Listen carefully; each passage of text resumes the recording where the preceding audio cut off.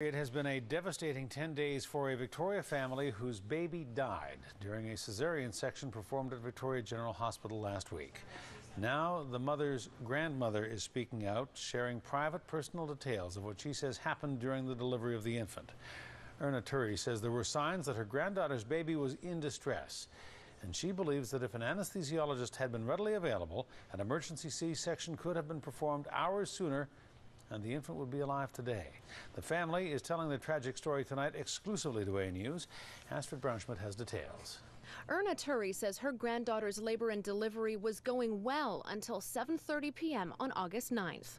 That's when, she says, the baby Shirley Anderson was delivering showed signs of an irregular heartbeat. I knew something wasn't right because the nurses were panicking. They were very silent, very quiet, but they watched the baby's heartbeat. They never left their eyes off it.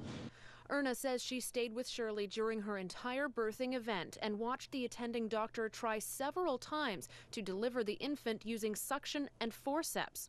At 11:30 p.m., 4 hours after the baby's heartbeat first became irregular, Erna says the attending physician suggested a C-section. I asked the doctor at that time, why didn't they give her a cesarean when the first red flag went up? She said because she didn't have an anesthesiologist. Shirley says she remembers being wheeled to the operating room. Erna remembers waiting outside the OR doors for half an hour before an anesthesiologist arrived. It was 12 o'clock by the time he arrived. It was 11:30. They made the decision for her to go into OR. I watched the anesthesiologist come running. He was running down the hall. He was trying every door that he could to get into OR. They were locked, and he had to go all the way down to ICU and go in through ICU. Shirley says everything she dreamed could go wrong did.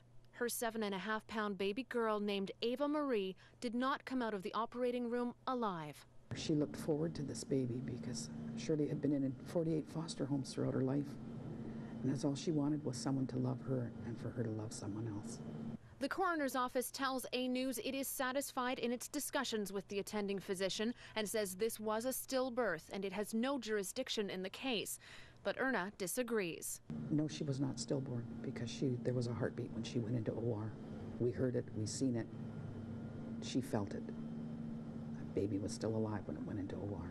Tonight, Shirley is still in hospital recovering from additional surgeries to treat infections which developed after the C-section.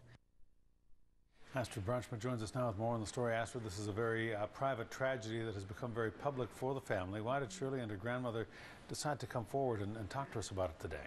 Well, both Shirley and Erna Hudson say that they don't want another family to go through what they've just gone through over the past 10 days. Despite all her pain and suffering, Shirley says that when she has healed physically and emotionally, she would like to have another baby. Right now, though, Hudson, the family is talking to a lot of people and exploring their legal options. All right. Astrid Braunschmidt, thank you. You're welcome.